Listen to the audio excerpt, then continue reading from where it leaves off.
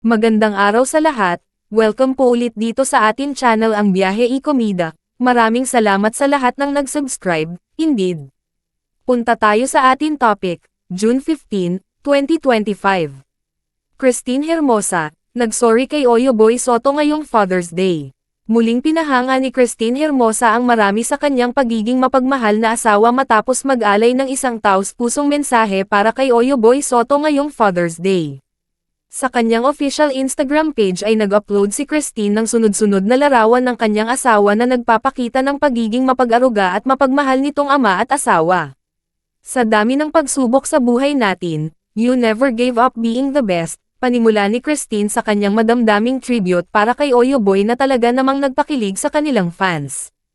Ayon sa sikat na aktres, bagamat hindi perpekto ang kanyang asawa, ginagawa nito ang lahat upang gawing close to perfect ang kanilang buhay sa kabila ng mga pagsubok sa mundo.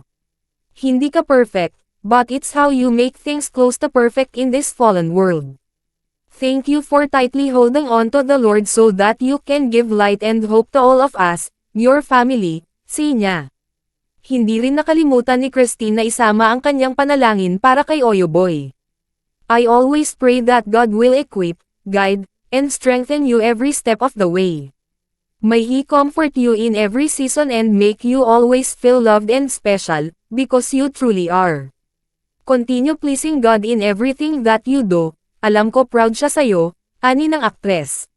Sa huling bahagi ng kanyang post, ikinatuwa naman ng mga netizen ang biglaang paghingi ng paumanhin ni Christine kay Oyo dahil muntik na niyang makalimutan ang espesyal na araw. Salamat, dahil iba ka. We love you, hon.